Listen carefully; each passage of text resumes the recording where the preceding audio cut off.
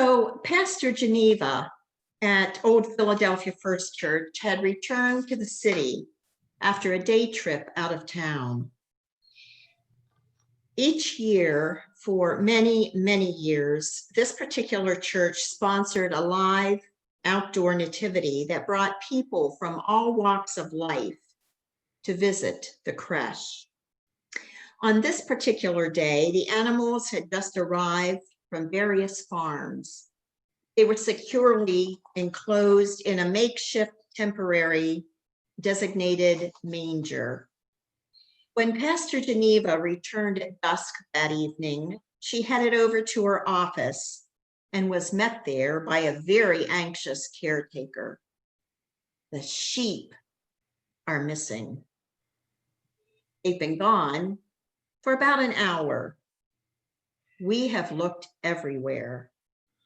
He then walked her to the creche and showed her a hole in the back of the stable. Sure enough, there was a hole there just wide enough for sheep to squeeze through. Several of the church members had been out looking in all of the back alleys of Old Philadelphia.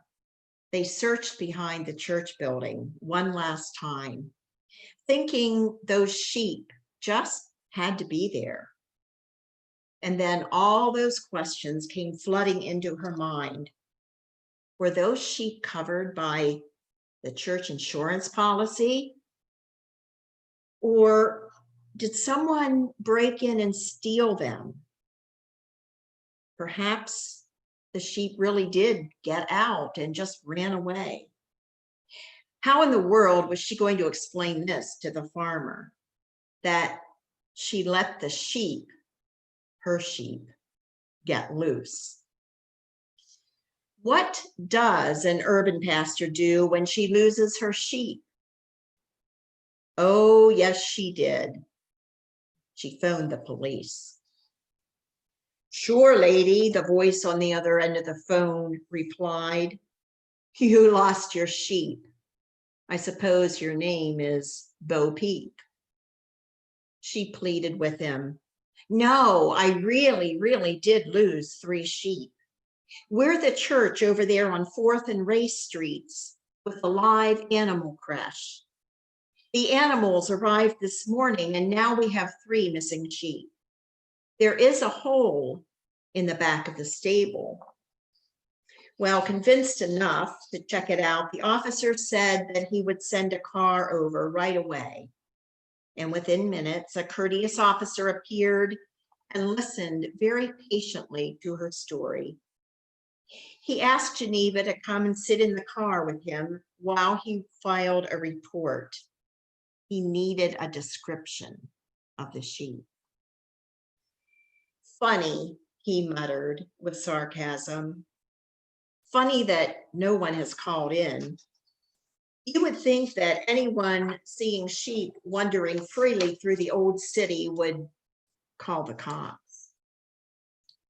With that, he made a call back to headquarters again to see if anyone had filed a report. Of course, no one had reported seeing the missing sheep. So then he put out an all points bulletin on the radio and said that he himself would drive through all the back streets around Old City, see if he could spot them. With that, he drove off.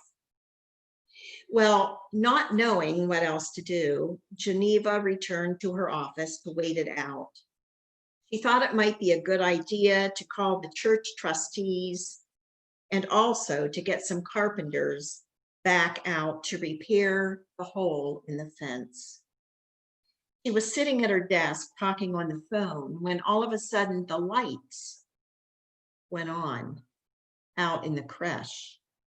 The automatic timer had triggered the lights. And just like that, out frolicked the 3 sheep, looking oh so innocent. She blinked, not believing that those sheep had returned. Well, on closer inspection, it was discovered that the sheep had never wandered off in the first place. They had been in the very back of the stable all along, lying down among the folds of Mary's robe. They must have battered the hole in the stable wall, but they had never taken off. It had been dusk. No one had seen the sheep hidden there in the straw, nestled in close and tight in the folds of Mary's robe. Imagine, if you will, the birth of a very special baby.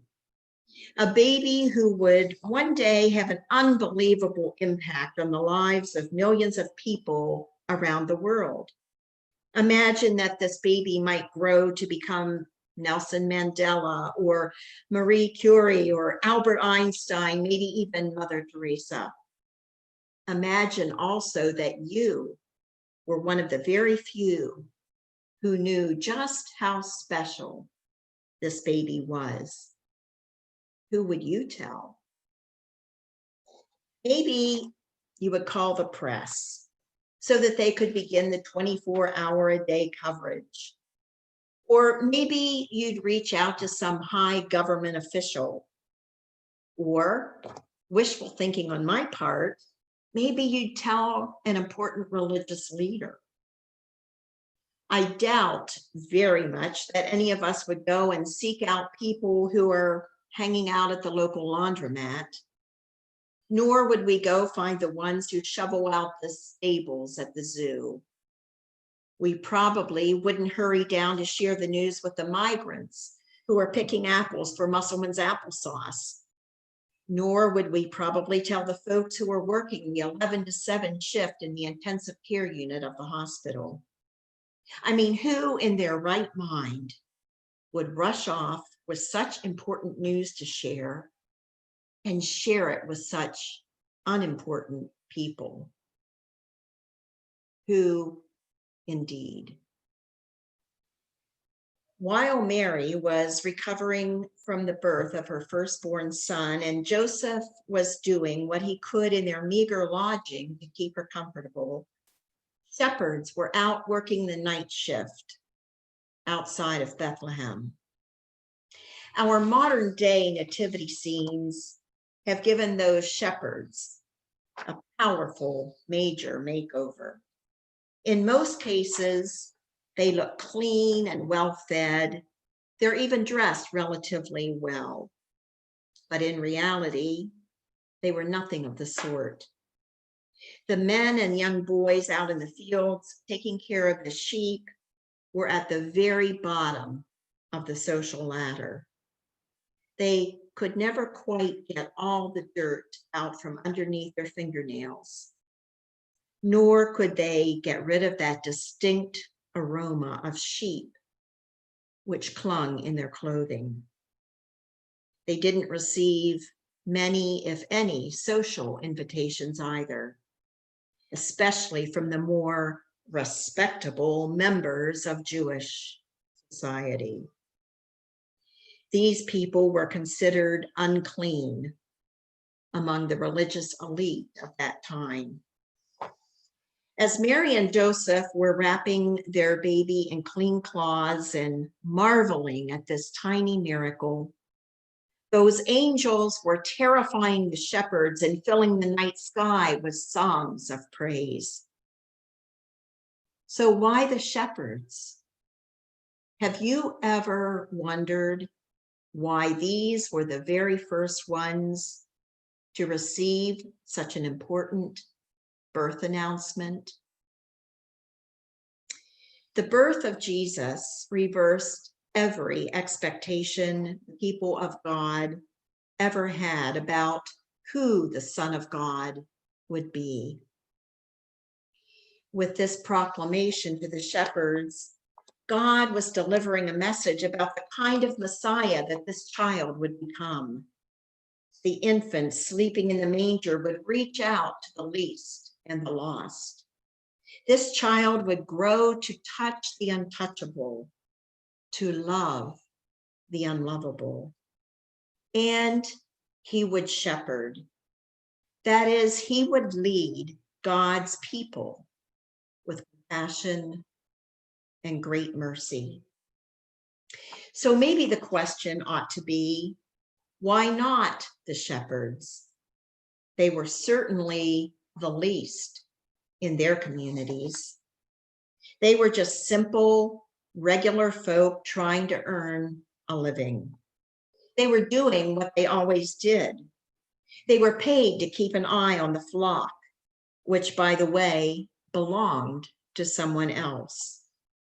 They were watching out for predators and making sure that none of their woolly charges wandered off and got into trouble.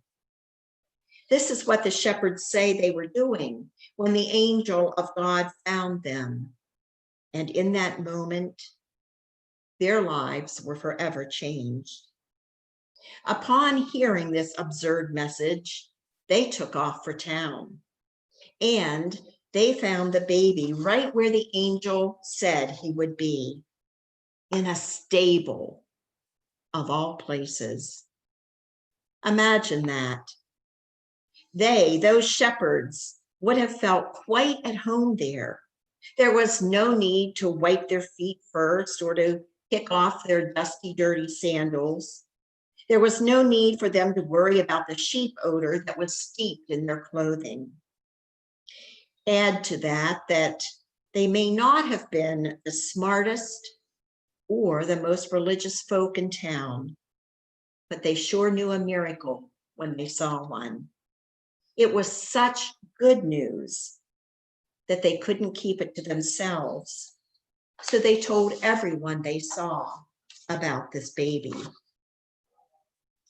The shepherds, you see, belong in this story, not only because they represent David, the shepherd boy, who became the greatest human king of Israel, but because they are the epitome of those on Luke's guest list to receive the realm of God. They represent the least, the poor, the ones who are literally pushed to the sides of society. Yet, they are the very first to receive this glorious news that God has arrived as flesh and blood to live among us. Imagine how their lives must have changed on that starry night. Well, 2020 has been a tough year, hasn't it? A whole lot has changed in a short amount of time. And we're coming off this Thanksgiving holiday, unusual for most of us. And we can't help but notice that Christmas is just right around the corner. If you, like me, are wondering how we're going to make our way through this Advent season without all of the typical Christmas festivities, without our large family gatherings, missing our special church events and celebrations, take heart. This might be the year 2020 when our priorities get reset to celebrate the real reason for the season.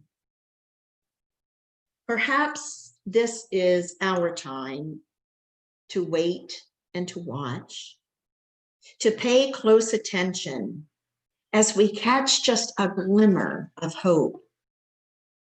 Hope being born in us again when we are merely desperate for such good news. Remember that this good news straight out of Bethlehem is hope. Hope that is built from our faith, that our lives and our communities may be transformed, that we are called to be God's agents, to bring justice where injustice reigns, to offer life and healing where there seem only to be death and suffering. Hope invites us to bring peace with justice where conflict and oppression suffocate, birthing the good news to all who need it the most. Now, like those 3 sheep who found their way into the folds of Mary's robe in downtown Philadelphia on a very cold December night, maybe we yearn this year to nestle in real close as we lose ourselves to the source of hope. May it be so. Happy Advent. Amen.